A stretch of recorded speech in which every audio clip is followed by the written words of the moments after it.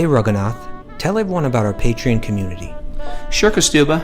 The Wisdom of the Sages Patreon community is an incredible online yoga resource. If you like the type of yoga wisdom and culture we share on the show, then our Patreon community is a great next step.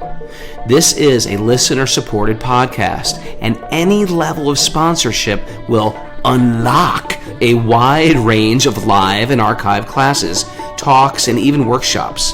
Raghunath teaches, I teach, and we have a host of other excellent teachers on topics ranging from yoga philosophy, asana classes, storytelling, Ayurveda, kirtan, cooking, meditation, and a lot more.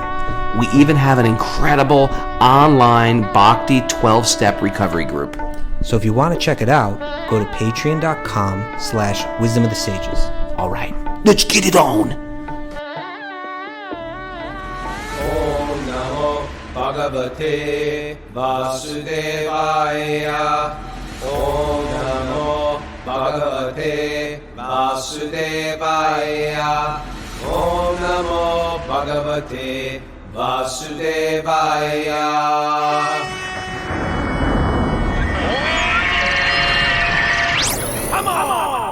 Live from Super Soul Farm, this is Wisdom of the Sages, a daily yoga podcast with your host, Raghunath, and co-host and senior educator at the Bhakti Center in New York City, Kaustubha Das. Welcome to show number 501. It's the first time I don't have to say, hey, Mara, what show number is this? It's 501. We had such a great celebration yesterday. Thanks for everybody who shared, who wrote in, who listened. A bunch of people woke up early at 5, even of a bunch of Californians. They woke up at 2. You know, it's just nice hearing how like spiritual truth directs our life. And everybody shared yesterday. I had an early morning phone call with Mara this morning, and we were just talking about how we feel sheltered under the Bhagavatam, and we feel shepherded by sweet Krishna, especially in such a turbulent year we've had. And it's really taught me to really embrace what you're going through and just see Krishna's hand in everything. And it's been a great panacea for all that ails me. Hi, Kaustubha. Great. That sounds wonderful, Raghunath. I feel similar. And welcome to Q&A Day. This is our favorite day of the week. Matter of fact, there's a lot of people who listen to the show that don't listen to the show, but they listen to Q&A Day. Have you ever met those people? I've heard people say that especially they listen to this day, sometimes the interviews also. I mean, we got a lot. To get into Wisdom of the Sages, it's like a full-time job. Like, you got to commit. These people that are here every day, it's like they should get some type of kickback from the government for helping society, because they're really dedicated. But, you know, some people can't just listen to 7 classes a week, 7 days. So they tune in on Q&A Day. That's the sort of, you know, I think it's a good thing, you know, for Tell a Friend Friday. Give them a Q&A Day. Give them a Q&A day. You know? Yeah, give them a Q&A Day. So you want to dive into our questions? Or you want any announcements, Mara, Kaustubha? Bhakti Recovery Group meeting today at 9:30 after the show. And I believe the Inanda Chandra Shloka, Gita Shloka Study Group meeting might be later this morning also. Okay. Gita Shloka Study Group. Yeah, and then also tomorrow we interview Chataratma Das. Oh, I love him. Yeah, he's a vivacious character. Bright light. He's a bright light in a dark world. He was one of the people that first sort of, you know, when I was young, I would visit the Brooklyn Temple back when Brooklyn was a total ghetto. Yeah. Brooklyn was a total ghetto. It's hard to believe that now. But I would go there and rough those horrible trains to get there. And I tell you something about the Brooklyn Temple. Everybody's just into their thing. At least that's how it appeared to me. And like no one even like said, "Hey, welcome to the temple." It was just sort of like you're just like wandering around. People are shuffling around. They're paying no attention to me. I was like, "Hey, potential cult member here. Reach out. I'll be yours. All you gotta do is talk to me." No one even looked at me. Except Chataratma. He was just so loving and inviting, has such a good attitude. Truthfully, these are the type of people I want in my life. I want Chataratma more in my life. And he's sort of been in my life sort of over the years. Mm-hmm. And he's still in my life, actually. I'm still stay connected with him and his family. Yeah, and you know, what we plan to talk about is one of his fields of expertise is the lives and the teachings of the acharyas, the great teachers of bhakti in the past, their histories and what they shared. And we plan on asking him life lessons. What can we learn from these great teachers of the past, and tell us something about them. So I think it'll be that's great. interesting stuff, right? Yeah, you're going to like it. Tune in tomorrow, 8 o'clock. So welcome, everybody, on Facebook. We do this every day, 5 days a week. If you want to join us live on Zoom, you can. It's more fun, we think. You got to go to wisdomofthesages108@gmail.com, wisdomofthesages108@gmail.com. Write Mara, and she will give you secretive codes to enter into our chambers, and you are welcome. Let's dive in with the questions. The first one is from Edward via email. No, it's not. It's from Anonymous via email. Whoops. And it's not Is Edward. that Edward's name? It's actually not from someone named Edward. It's just totally It's not not Edward. It's any other name but Edward.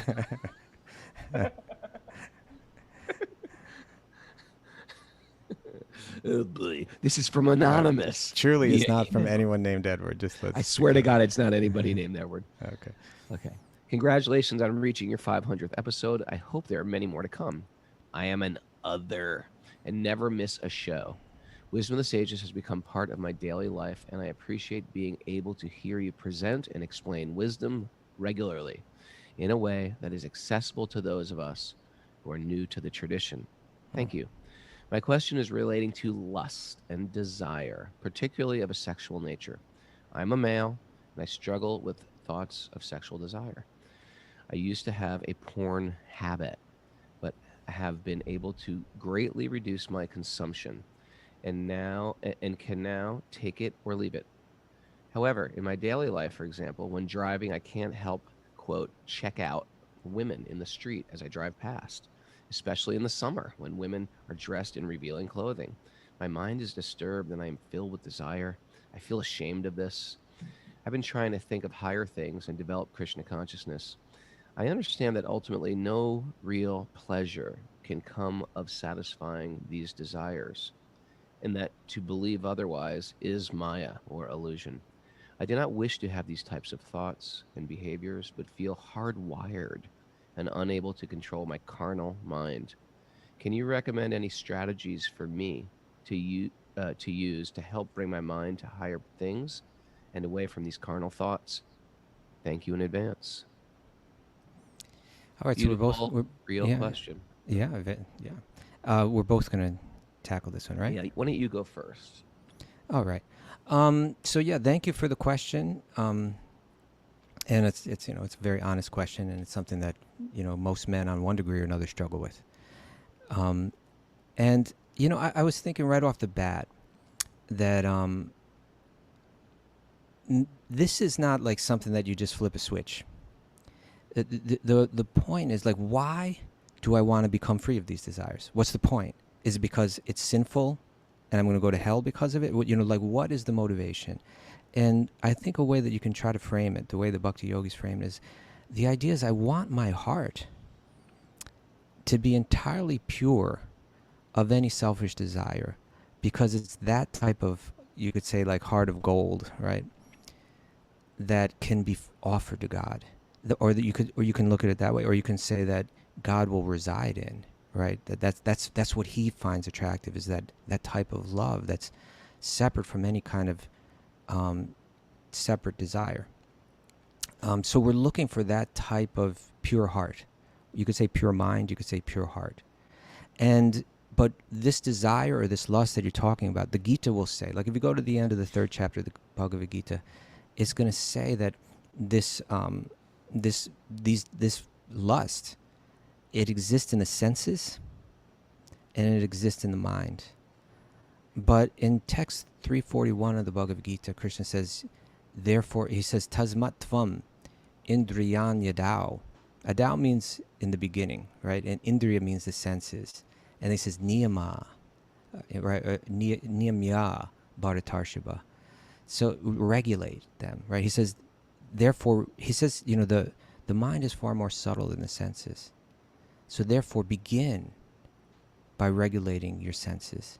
Begin by what you consume. And that's something that we can change today, right? Like, don't think that these deep seated. He mentioned that he feels like it's hardwired into him.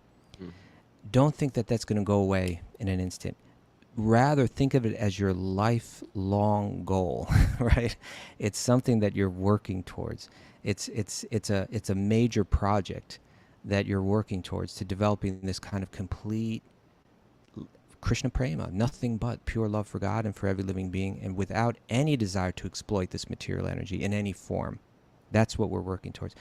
That's a lifelong work, but regulating the senses can begin today. You regulate, and I'll give, this is one big clue.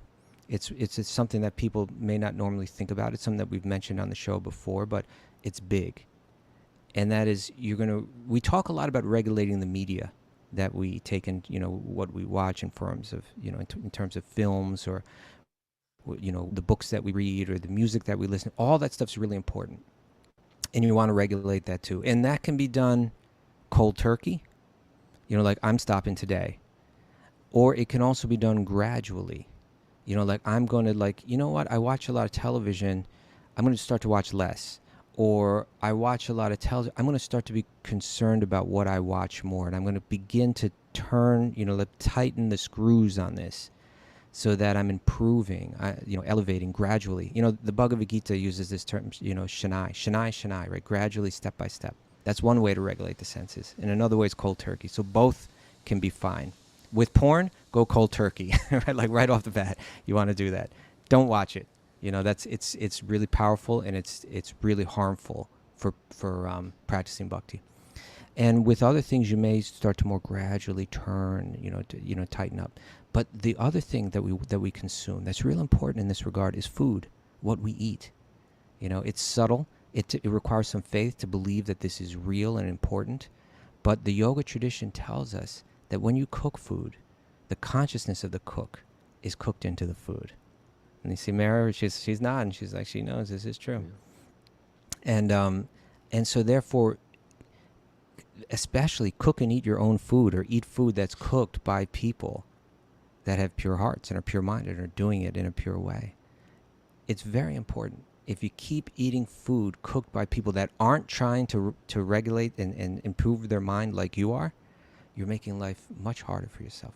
So that's like, we're going to regulate on the level of the body, and we also want to regulate on the level of the mind. And this is where it really goes deeper. So on the body are things we can start to change today, whether quickly or gradually. And we should have a strategy for how we're doing that. But when we talk about really going deeper, we're talking about not just regulating my senses, but we're talking about our sentiments. We want to improve and deepen and purify our sentiments. And so part of the way that we do that is the relationships that we develop. For instance, specifically when it comes to sexual desire, one very clearly recommended idea in the yoga tradition is marriage, right? That if you are married to someone that has high values, and if that person really wins your heart and you feel a deep affection for them, then that affection that one has, like a man has for his wife, let's say, it creates the barriers that help him regulate his mind, right? Like, I'm so deeply indebted through love to my wife that there's no question that I'm going to go outside those barriers. And not even like just in terms of action, but even in terms of thought, I'm going deeper and deeper and deeper into my commitment to her. But there's also, and this is real important in my life, I know in Raghunath's life, the mentors that we have, the men in our lives that we see are living this path of bhakti, and following. We'll hear from Chaturama Prabhu about these great saints, the 6 Goswamis of Vrindavan and people like this. You hear about their association. You hear about how they associated with one another. You want to be able to enter into their association, even just through when you read their lives. You want to be one of them, and being one of them, it kind of requires that I begin to uplift myself and become one, make my mind and my actions and my words worthy of their association.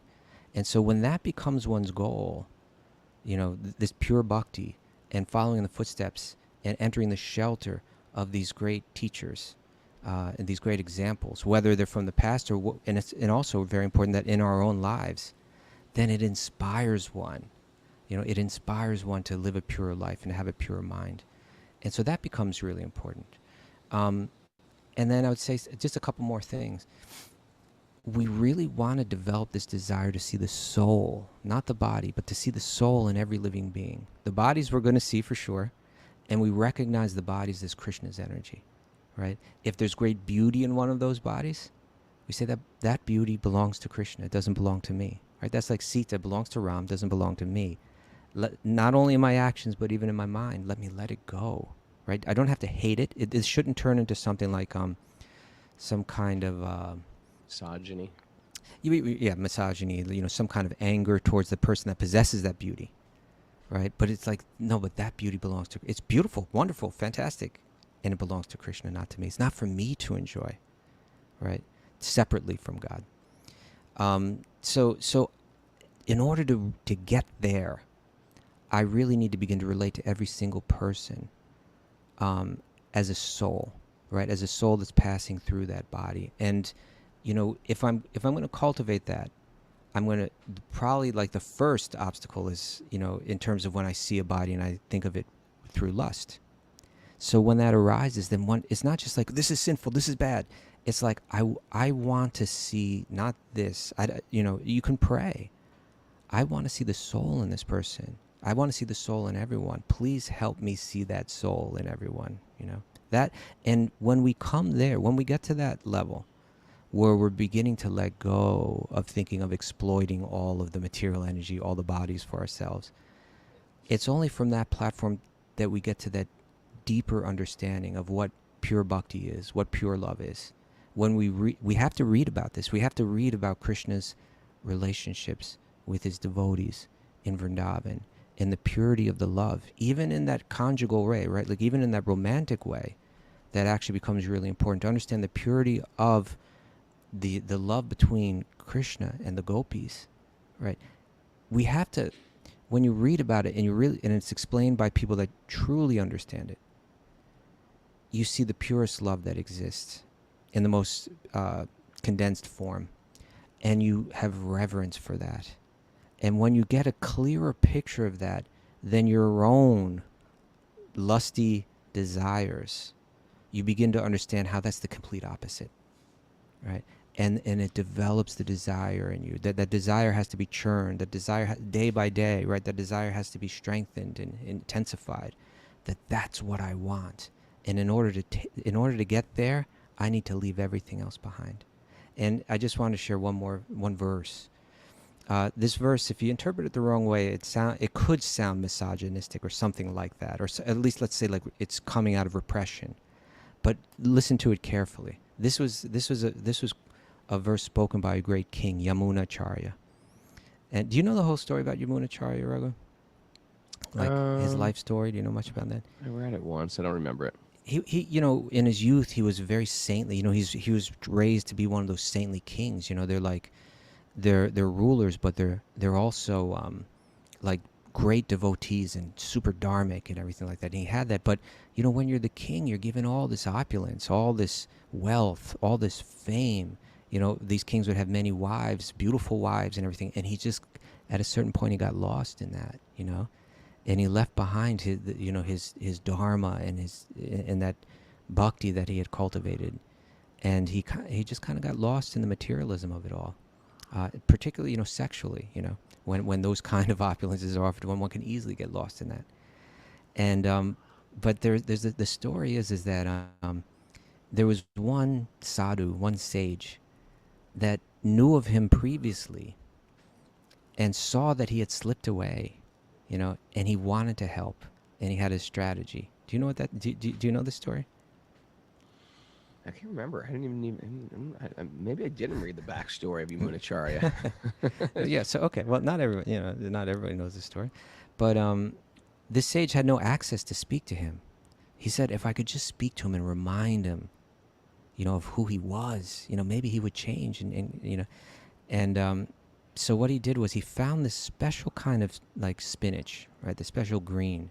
It was very tasty and very nutritious.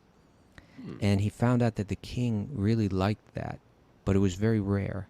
So he would bring it to the king's cook every day, and the king's cook would, Yamunacharya's cook would prepare that for him, and he would have it every day.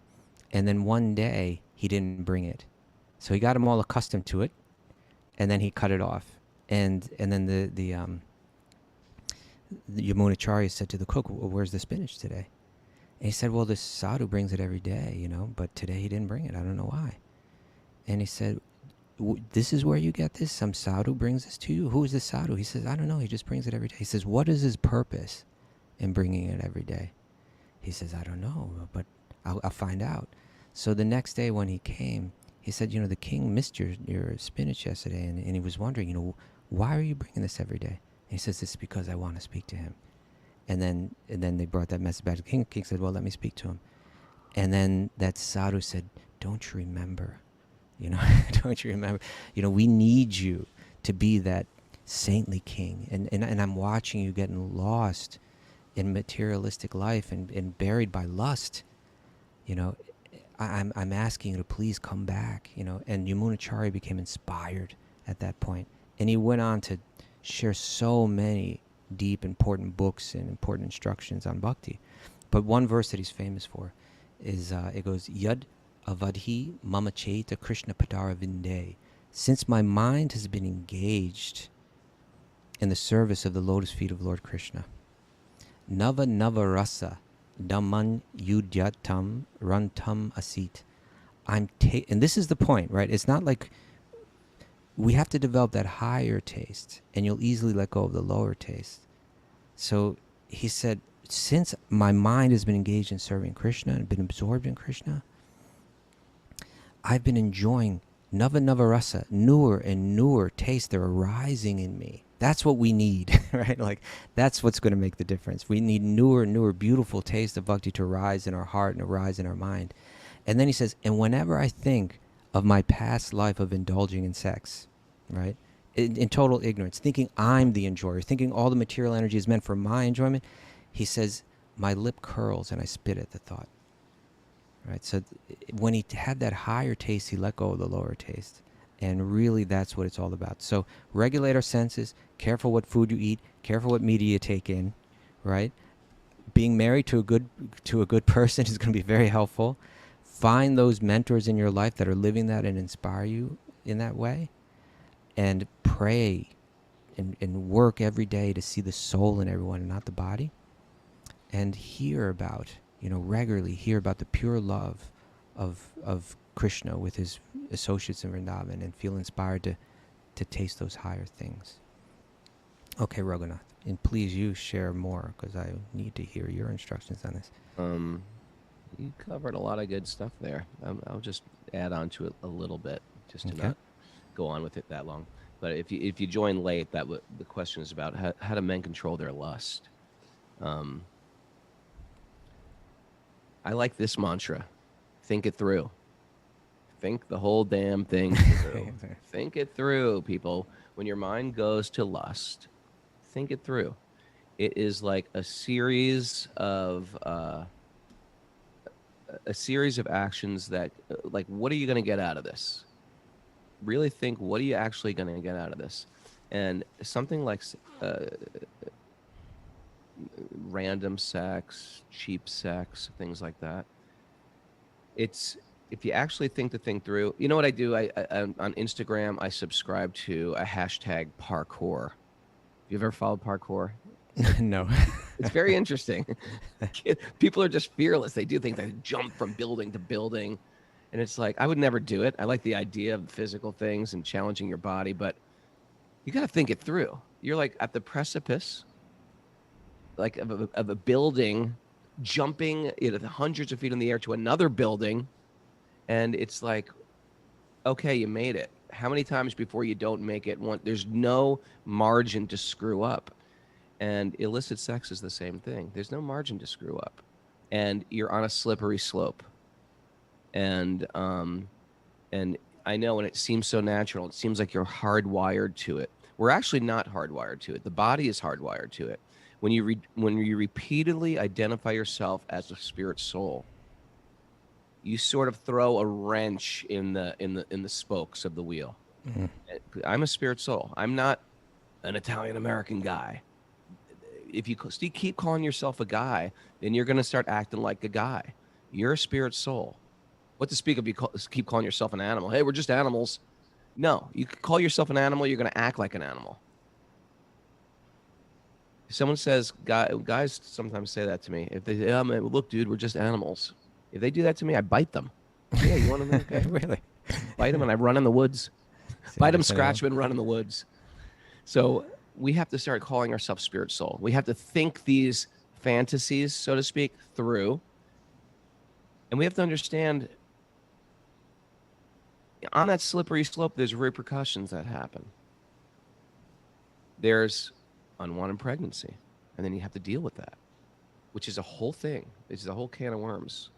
There's contraceptives, and then you have to deal with that, which means I want to enjoy sense gratification, but I don't want any responsibility that goes with it.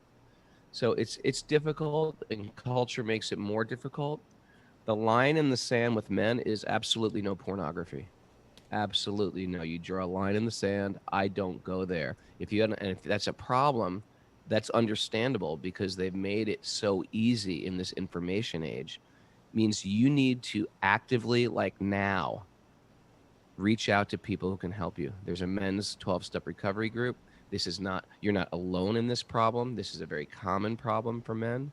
Men are driven by their lower passions. But oftentimes when you take it there, you're setting yourself up to ruin any intimacy you'll have with someone who actually loves you. So you have to really sort that out. And oftentimes, like any other addiction, people are not even going there for sex. They're going there because they have some other issue they're dealing with. And they say in the 12 steps, hungry, angry, lonely. What is it? Hungry, angry, lonely, tired. Hungry, angry, lonely, tired. Thank you, Mara. So we have to check in with those emotions, where they're coming from, where I'm reposing that feeling. And I have to control my mind, the language that you speak to other men. I make it a point that I don't speak of sexual things to other men. Yeah. You know what I mean? It's not, I don't go there. And sometimes I meet guys who are not from my community, and they'll just start talking like that. I change the conversation or I walk away. I'm just not interested in talking like that, because those things are meditations. Those thoughts are things, and they affect you. And so that's a big part of it. And then you were saying also, Kaustubha, the media you watch. And even though it seems like, well, what's the big deal? It's a very big deal. It starts to create your boundaries, media. It seems harmless. Big deal. Sex in the City. Big deal. It's a huge deal. It's a massive deal. Because when you start, truthfully, I think it's the downfall of India is cable television. Because you start realizing, in the old days, these were the parameters my parents followed. And now these are the parameters. What's the big deal? And it normalizes something that's incredibly sacred. And it cheapens something that's incredibly sacred. And so the best thing you can do is search out a good partner that you're attracted to, but that also has all these other more refined qualities based on your higher chakras, your higher faculties, and not just your lower faculties. If you just choose a partner due to your lower desires, good luck. Based on beauty, love soon dies. Thank you. My name's Raghunath. You're here all week? I'm here all week. All right. What's next on the agenda? This is for you, You read me Kaustubha. a question. Yeah. 1,000 humble pranams. Pranam means bowing. I've been following Janavi Harrison for some time. And every once in a while, she sings of your praises. So sometime in June, I decided to check you out. I'm assuming she's talking about the show. Okay. Yeah. Soon I got addicted, and I've been listening every day. Hold it. This is actually Edward now. This is Edward. This speaking. is Edward, not the other one. That was, oops, said it again. This is All Edward. right, this is Edward via email. Soon I got addicted to the show, and I've been listening every day. I've had some valuable insights, and besides, you make it so entertaining. Anyway, my question is about japa. Your opinion on why we are given a number of rounds to chant rather than a length of time. It's a good question. Maybe maybe Edward should change. No, Change it. my tendency is to get through my rounds as quickly as I can, but if I just give myself a set time, I tend to get into the feeling of it more. Thank you much for the wisdom of the sages. I think that's a great question. Okay. Well, I'll share some thoughts. I wasn't privy to exactly how it came about, but my first thought is, this is a tradition that comes from a time and a place, times and places where people didn't have watches and probably clocks, and That's a good point. Never thought of that. your average sadhu in a cave probably doesn't have a hourglass around with him. Yeah. So it's harder to measure those shorter measurements of time. Days and things like that are easy enough, but 15 minutes or whatever is harder to measure. Maybe we should change it. Why would you want to Stop change rushing through your japa and just Well, who okay, I got says an you're rushing, hour, though? Let's chant good. Well, how about Let's this? chant really good. You can always flip these things. Like if it was based on time, we might be having the exact same question. Why is it based on time? Aren't we trying to forget time when we chant? Aren't we trying to let go of past and future and just be in the present? Why should I be looking at a clock when I'm chanting my japa? Right? So, so you could just... good, Kaustubha. You always want to change. Let's change it. Let's change it. Update it. Upcycle it. But I do think that's part of it, is that we do we do want to forget time when we're chanting. And what do we want to concentrate on? We want to concentrate on the mantra. So what we're given is a mala, a set of beads, and you hold one bead and you chant one. It's not that we're not told to rush through them, but we're told is you chant that mantra on that bead with concentration, and then you move to the next bead, and you again chant a mantra with concentration on that bead. So think of it this way. Don't think of it like there's a number that you don't even have to think about the number. Think about the bead and the mantra, right? Take your fingers to the next bead, and then chant one mantra with all the purity that you can. Try to vibrate that sound with nothing but feelings of appreciation for that name. Without certainly not I want to get this done fast, or anything else, but just place your fingers on that bead and chant that mantra, and if it takes you, if you've got 20 minutes a day to dedicate this to, then figure out how many rounds you can do in 20 minutes, and then chant those as purely as you can. Chant in such a way where it's so you can chant with different. These are different ways mindsets that I try to chant in. One is I try to chant the name as nicely as I can. My body will now become like a speaker in a sense, that vibrates, and it's going to vibrate this name. There's nothing better that it can possibly be vibrating, and the benefit that I get is that my body, my throat and my body vibrate that name, and then it vibrates back into my ears, so it's going out and in at the same time, and I just become bathed by that sound, and just try to bathe yourself, in that sound, one beat at a time, and that's how we chant japa. And so I let go of time. So, why? I would assume it's because, there weren't a lot of clocks and watches and things like that around. But don't think of it, try to flip it. Don't, there's always a negative spin that you can put on something, but there's always a positive spin that you can put on it as well. And so when you hold those beads in your hand, don't look at it as oh my God, I got to do this a certain number. I'm being squeezed into some kind of, system, and it's all being regulated by, try not to think of it that way. But, the way that the great saints in this tradition they've seen it in a different way. I want to read one verse. This is a verse that it was written by someone named Sri Bhavananda. but it was collected by Rupa Goswami in his book Padyavali, which is a collection of his favorite verses. And this is how he prays. He says, "O Lord, just as a miser continually collects, counts, and remembers his money,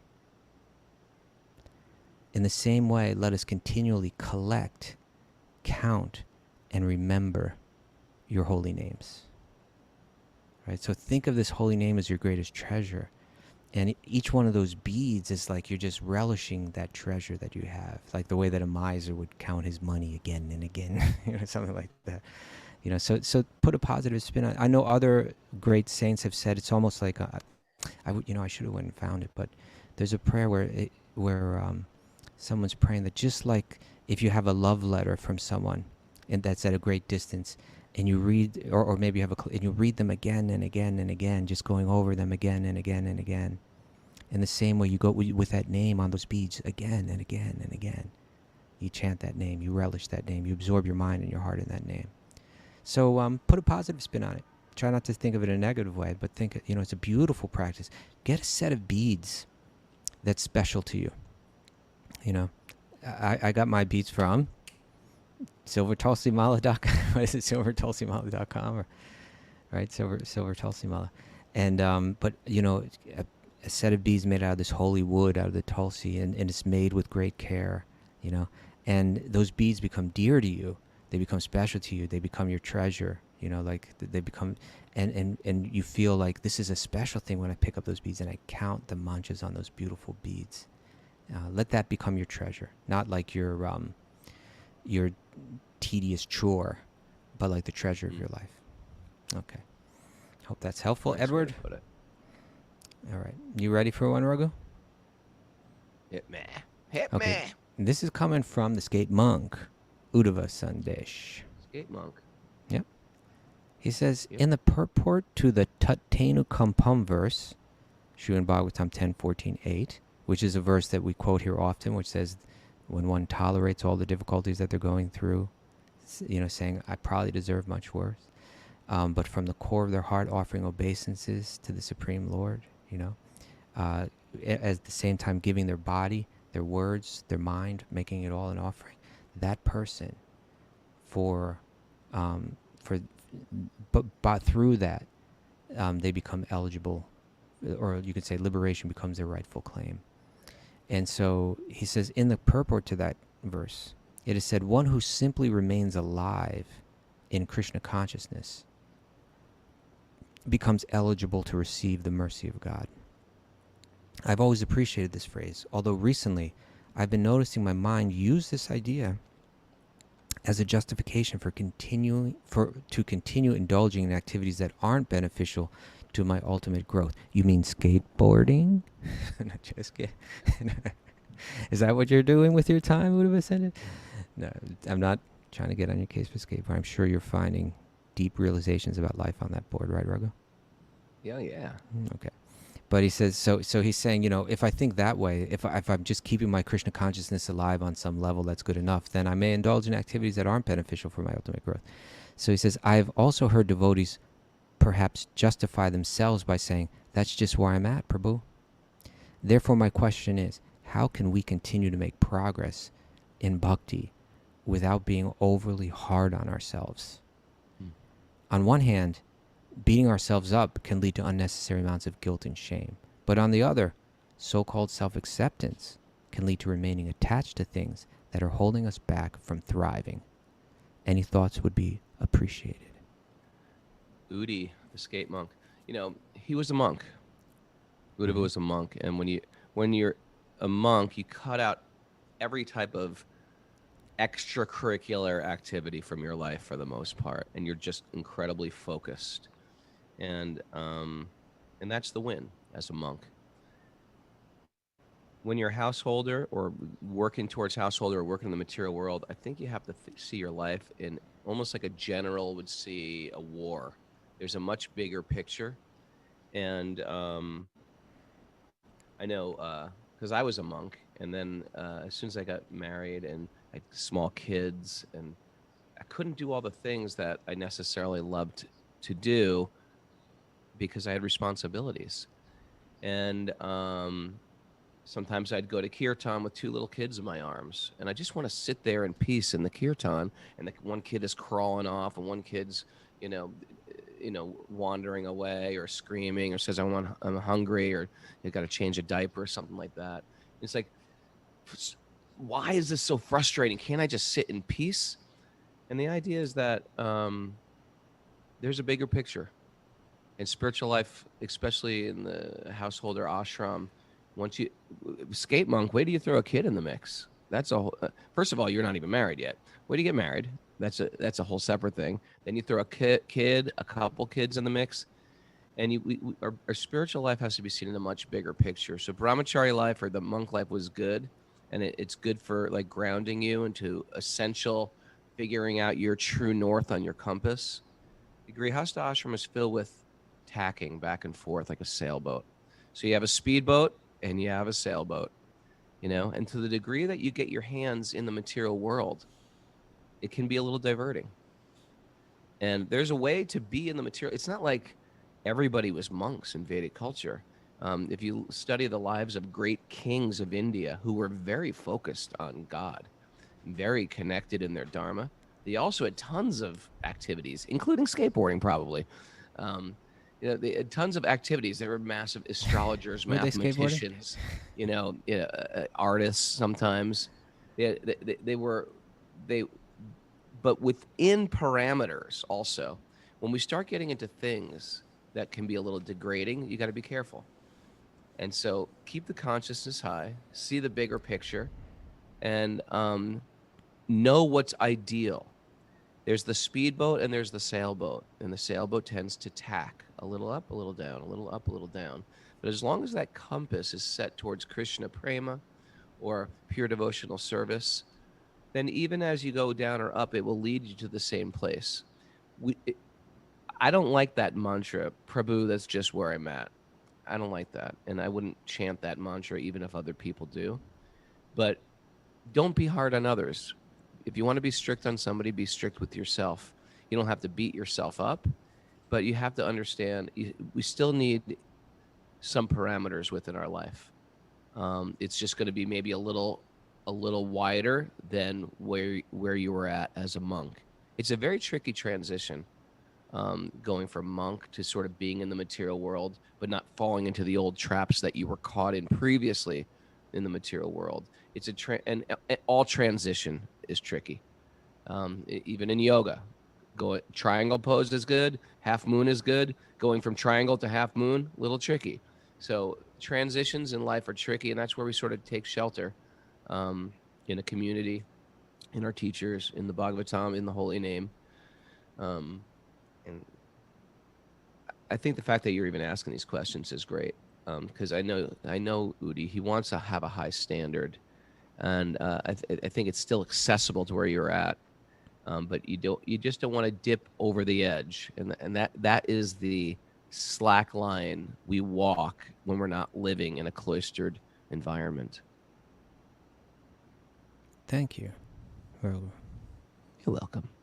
Cloistered. Cloistered. Very nice. You like that? All right. Next one. This is from Houston. PD from Houston. PD. The Houston Police Department. Police Department. Oh, no. Humanity and civilization grew because of specialization. Specialization. We were able to focus on certain things to gain a better understanding. Raghu, I can't hear you so well, dude. I don't know if you did something to your mic. Speak into it up close. Dog just hit. Humanity. It's the dog's fault. I'll blame him if it's his fault. Dog. I think you got to wiggle that wire or do something, but you're a little... All the lights are on. Hear me now? Yeah, that's better. Yeah, there we go. Humanity and civilization grew because of specialization. We were able to focus on certain things to gain better understanding with complexity. The problem with complexity is it makes mistakes harder to spot, whereas in simplicity, mistakes are easily detected. In a sense, we are living in the aftermath of specialization, and society is fragmented into different foundational points of view. You don't even have to interact with those you don't agree with. The various news channels and Twitter cults, the racist, xenophobic, misogynistic cult, the billionaire space travel and seed the world with my genes cult. The the we are living in a simulation cult. The I believe in science cult. Is science a thing to believe in? I thought it was a method, not an answer. The pure life extension optimal living cult, a clear runner-up. The modern day Epicurean cult. The I don't judge other people, so that makes me good, right? Cult. The Bhakti cult. How does Bhakti, although highly specialized, avoid the pitfalls of these other forms of specialization and points of view that are prevalent today? I'm asking because I think Srila Prabhupada would have addressed this. Interesting. Yeah, I'm sure Srila Prabhupada did. As a matter of fact, I think he probably did a lot. If I had a little more chance to research it, I probably could have come up with a lot of places where he speaks about, let's say, the universality of bhakti. Right. I'm not, it sounds to me like the way he's using the term specialization is some kind of social term used in a certain context, in academic circles that I'm not so familiar with, but I think I get the gist of his question. And certainly, like, the world has become very specialized. It used to be like, I suppose if we go back 200 years and looked at like the diversity of occupations that are there, it's like, well, most people are farming, and right. Providing the basic needs that we need. And there's a few thinkers out there and a few politicians out there, and brick makers, Smith. Yeah, those kind of things. But now you got like, well, I'm a social media manager, or I'm a it's like there's this Airbnb like manager. yeah, there's just like so many unusual things that we do, and so certainly life has got more specialized. But it sounds like really what PD is bringing up here is that there's different kind of beliefs about like what life is really all about. Like the modern day Epicurean cult. I'm not familiar with that, but it sounds interesting. What is that one? I want to join that. That sounds sort of yeah. Or the Twitter things, and billionaires traveling into space with their people are coming up with all different. These are different ideas about how to make the most out of life, I suppose. Yeah. And so what I suppose the way I would approach this question is saying like, it sounds to me like what PD is saying is you could put all of these on the table, and they all seem to be like individual approaches. There's this approach where I want to become a billionaire and run off to space, and there's this approach where I guess a modern day Epicurean is like some kind of like refined things, current idea of how to enjoy life as opposed to how people thought of it in the past. And then there's someone else that's trying to do this to get the most out of life, and there's someone else trying to do this to get the most out of life. And then you got your bhakti people, and they're trying to do their thing to get the most out of life. And these are all aren't they all just kind of like pick your own? One's not better than the other. I look at it from a very different perspective. I kind of take all of those and I put them in one category. Like all the cults that you list, I put them in one category. And then I put bhakti in another category. So the first Maybe they do that with you. They may. They're welcome to. Maybe they do, like, I'm flying in space, and all these bhakti and xenophobes and Epicureans, they're in another category. Well, they're welcome to do that, but he's asking me, so I'm giving my answer, right? So I put all of those in the category of like the way that their approach to life is based on their own speculation, right? Like they think that the way that we're going to figure out how to make the most of this is I'm going to observe and think about it and come to a decision. And I believe that there's a weakness in that approach. I believe that if you're put in a certain circumstance, like if we're all in this tiny petri dish and there's all this stuff going on way beyond us where the answers are, that I can't come to those answers in my petri dish no matter how long or I look or how hard I look or even how intelligent I am. But if I can get the answer from the higher source, then I can know about things that I otherwise would have no access to. So it's two different approaches, right? And in the yoga circles, they appreciate that it's called shabda, hearing, as a way of gaining knowledge, as compared to anuman, speculation. You're doing it speculatively. So you don't have to buy that, but I buy into that, and it makes sense to me. And when I look at the results, they seem to make more sense to me. When I see a community based on the yoga tradition as received through hearing from this tradition, I see a healthier community. When I see an individual that's taken their values from this and are living those values taking that, in other words, like say with an idea like, hey, there is a divine creator, that exists for the purpose of love, that we've entered into a material realm to try to exploit the material energy to enjoy, but it's actually an illusion, and that we need to return to and connect through love to that higher source. And you can do it by hearing about the teachings and the nature of that love through these texts. When I see it play out, I see healthier individuals, I see healthier communities, and so on. So my faith in it increases. So I see, but this idea is universal. Someone would say, well, yeah, well, a lot of people, like the Christians have their idea that's like that, and the Jews have their idea, and the Muslims have their idea, and the Buddhists have. I would say, yeah, I would put all of those in the one category of Shabda. They're hearing, right? They're accepting that I need, and there's a common, there's a commonality in all of those approaches. If you look closely, if you get past the externals, you'll see a common message. And you'll also see that within even those traditions, there's people that approach life to enjoy this world. There's people that approach life to escape the sufferings of this world. And there's people that are keying in on that most essential message of life, that by nature, I'm designed to love. And ultimately, that love can connect with the divine source, and through that to every living being. That's a universal idea. It may be coming through Christianity, it may be coming through Judaism, it may be coming through this bhakti tradition of the ancient Indian yoga culture. But I find truth in that, and a universality in that, and it's open to everyone. And you know what? It's been going on forever. It's like, 10,000 years ago, I could go up to the Himalayas and find caves, and I can find sadhus, chanting Om Namo Bhagavate Vasudevaya.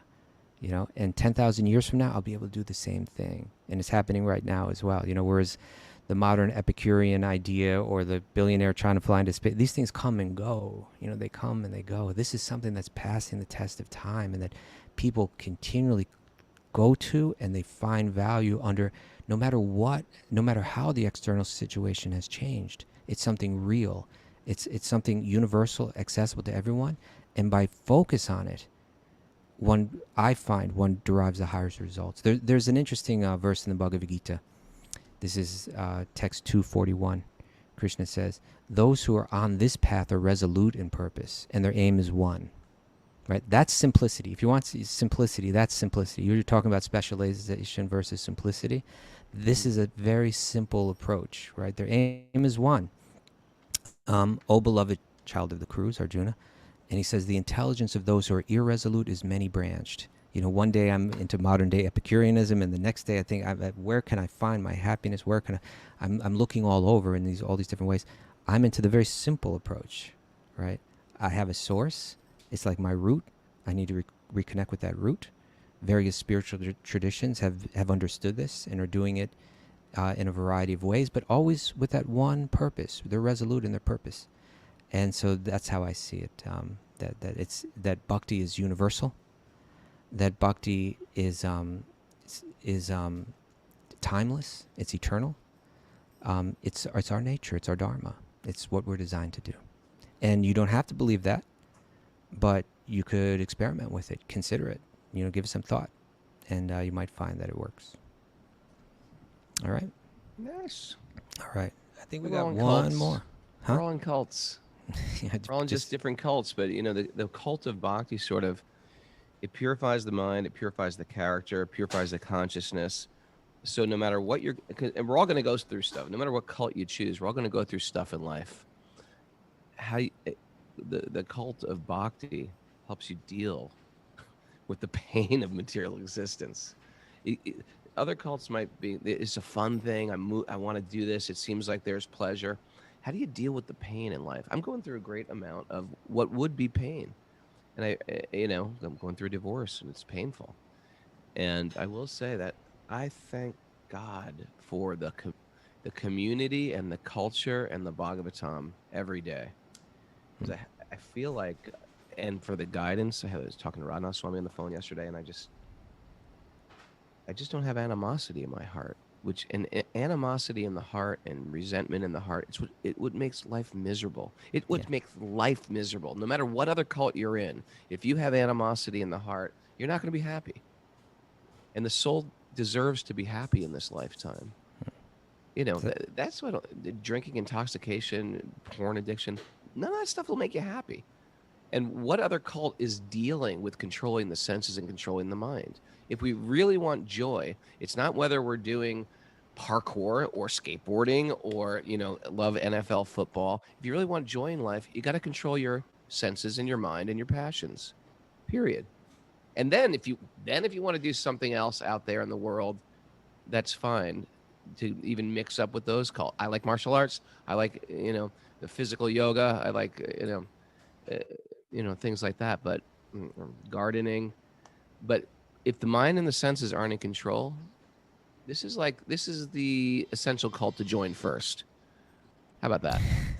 Okay. Join this cult first. To me, Sherry, that pass give them tambourine. That just gets back to, you know, really what we're trying to do is you know, actually I think it's a great song, but that song, Heart of Gold by Neil Young. I knew you were going there. I was going to sing it, but I was like, no, I'm not going to sing it. But even, you know, the whole lyrics to that, you know, it's a very simple song, but it's really right on in terms of bhakti, you know. And but that's what we're trying to do. Just like you said, it's really trying to. I don't want any animosity in my heart. I don't want any anger in my heart. I don't want any lust in my heart. It gets back to that original question about lust. And I was thinking, you know, it was a thought that I had regarding the first question that we took today about lust and how men struggle with it. And it is a struggle. Like I said, you know, there are things we can do today about it, but we also need to look at it as a lifelong strategy of how I want that heart of gold that I can purely offer to God, or that God will be happy to come to reside in. And, you know, I had one friend, you know, who struggled with it his whole life. You know, he struggled with it. He embarrassed himself with it. He struggled with lust again and again in his life, but he kept practicing bhakti. You know, he kept trying. And then the last couple of years of his life, he began to let it all go. And when he died, his last words were, he said, my heart is so full of love, so full of gratitude, so full of love, so full of gratitude. That's the heart of gold, right? Kaustubha, I want to live. I want to give. And I want to give.